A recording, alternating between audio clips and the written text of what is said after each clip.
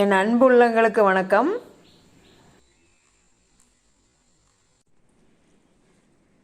இன்றைக்கி நான் இந்த பாவக்காய் குழம்பு வைக்கலான்னு இருக்கிறேங்க. பச்சை பட்டாணியும் பாகற்காயும் சேர்த்து குழம்பு வைக்கலான்னு இருக்கிறேங்க. நான் எப்படி இந்த குழம்பு வைப்பேன் அப்படிங்கிறத பார்க்கலாங்க. இந்த பாகக்காய் குழம்புக்கு நம்ம இந்த ஒரு லெமன் சைஸுங்க, பெரிய லெமன் சைஸ் இருக்கும், அந்த அளவு புளி எடுத்து ஊற வச்சுக்கலாங்க. இந்த பாகற்காயை நம்ம கட் பண்ணிட்டு வந்துடலாம். இப்போ நம்ம குழம்பு தாளிச்சுக்கலாங்க. இதுக்கு நான் நல்லெண்ணெய் தான் ஒரு 2 ஸ்பூன் விடுறேங்க. ஏன்னா பாகற்காய்னால அது கொஞ்சம் கசக்கும். நல்லெண்ணெய் போட்டோம்னா கொஞ்சம் அந்த கசப்பு கொஞ்சம் குறையும். அதுக்காக நான் நல்லெண்ணெய் போட்டுக்கிறேங்க. எண்ணெய் காஞ்சிருச்சு. கடுகு கொஞ்சம் போட்டுக்கலாம். கடுகு வெடிச்சிருச்சுங்க. கொஞ்சம் உளுத்தம் பருப்பு கடலைப்பருப்பு போட்டுக்கலாங்க.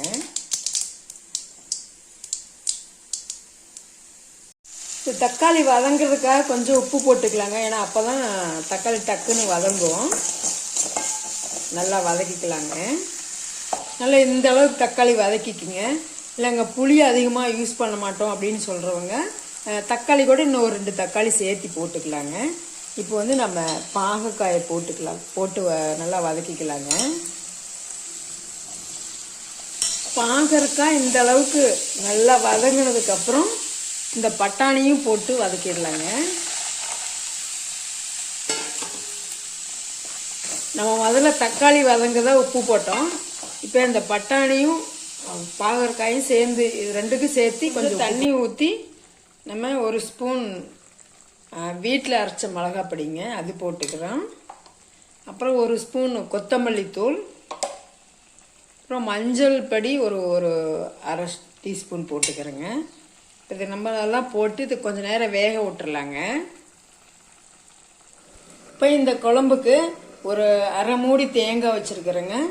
இதில் 1 டீஸ்பூன் சோம்பு, கொஞ்சமாக ஒரு இஞ்சி துண்டு கொஞ்சம், 1 டீஸ்பூன் பொட்டுக்கடலை போட்டிருக்கேன். இப்போ இதெல்லாம் போட்டு அது நல்லா மைய அரைச்சிட்டு வந்துடலாங்க. பாகற்காயும் பட்டாணியும் சேர்ந்து ஒரு 5 நிமிஷம் வந்ததுங்க. அதை ஒரு பாதி வேக்காடு வெந்துருச்சு. இப்போ நம்ம புளி தண்ணியை கொஞ்சம் ஊற்றிடலாங்க. அந்த புளி தண்ணி இந்த காயோடு பிடிச்சி கொஞ்சம் நேரம் வேகட்டும். ஒரு 5 நிமிஷம் வேக விட்டுலாங்க. நம்ம தேங்காயெல்லாம் தேங்காய் ஊற்றினதுக்கப்புறம் அதிக நேரம் கொதிக்க வேணாங்க. நம்ம ஒரு 2 நிமிஷம் இருந்து எடுத்துடலாங்க. இந்த குழம்பு நான் இப்படி தாங்க செய்வேன். பூண்டு வேணுங்கிறவங்க பூண்டு போட்டுக்கலாம். நான் இதில் பூண்டு மட்டும் அவாய்ட் பண்ணியிருக்கிறேன். பூண்டு வேண்டான்னு நான் பூண்டு போடலை. உங்களுக்கு தேவைன்னா நீங்கள் போட்டுக்கோங்க. இது ரொம்ப சிம்பிளாகவும் இருக்கும், ஈஸியான மெத்தேடு. இதில் இனிப்பு, கசப்பு, புளிப்பு எல்லாம் சேர்ந்து சாப்பிடும்போது செம்ம டேஸ்ட்டாக இருக்குங்க. இது சப்பாத்திக்கும் சூப்பராக இருக்குங்க. சாதத்துக்கு ப்ளஸ் சப்பாத்திக்கு ரொம்ப நல்லா இருக்கும். என்னுடைய சேனலை சப்ஸ்கிரைப் பண்ணி வச்சுக்கோங்க.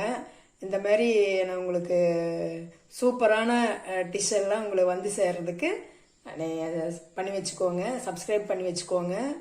நான் இப்போ கொஞ்ச நாளாக உடம்பு ஆரோக்கியம் இல்லாமல் இருந்தேன். அதனால் வீடியோ போட முடியலனால சாரி கேட்டுக்கிறேன் என்னுடைய சப்ஸ்கிரைபருக்கெல்லாம். தேங்க்யூ.